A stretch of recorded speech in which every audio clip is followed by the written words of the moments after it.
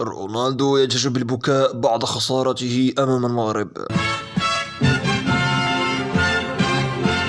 توم بريز سلام الله عليكم. ودع نجم المنتخب البرتغالي كريستيانو رونالدو كأس العالم في قطر بالدموع بعد الخسارة أمام المغرب 1-0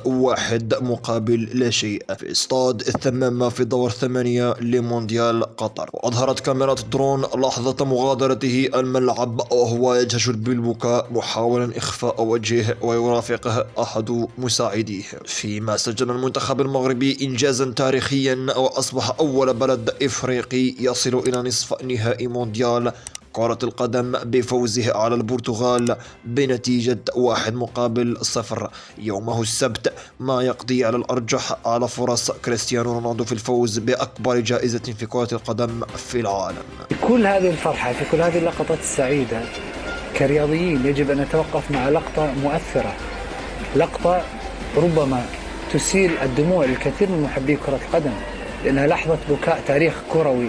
خرج باكيا مغادرا لملعب المباراة، مغادرا لكأس العالم، في فرصة قد تكون الأخيرة في تاريخه، في مرة قد تكون الأخيرة التي يرتدي فيها قميص المنتخب البرتغالي، في كرة قدم على قدر ما أسعدته وجعلته أسطورة وواحد من أفضل اللاعبين في التاريخ، على قدر ما أحزنته اليوم وهو يخسر أمام المنتخب المغربي، ثم وهو يجلس على دكة بدلاء لمباراتين متتاليتين. كاكا فزت بكأس العالم، حقق كل شيء، كرة ذهبية. نحن أمام واحد من أفضل اللاعبين في التاريخ، في واحدة بالنسبة لي شخصيا من أكثر اللقطات المؤثرة في تاريخ كرة القدم.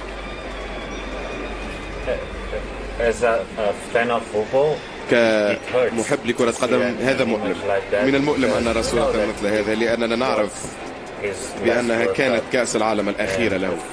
وكرة القدم جميلة بفضل ذلك أيضا، لأنه من ناحية نحن نرى الكثير من السعادة والاحتفال للمنتخب المغربي كذلك والذي قام بهذا الإنجاز الرائع، ومن ناحية أخرى نرى إحدى أحزن الصورات بأفضل لاعبين في التاريخ، من أفضل اللاعبين في التاريخ ينهي مسيرته في كأس العالم بهذه الطريقة. ولكن هذا هو جمال هذه اللعبة، الأحاسيس مختلطة، هذا يلخص الحياة بكل بساطة. في بعض الأحيان نكون سعداء والبعض الآخر نكون حزينين ونمر بلحظات صعبة ومعقدة، ولكن ما يمكن أن نقوله عن كريستيانو هو أنه كان لاعبا رائع، أحد أفضل اللاعبين في العالم.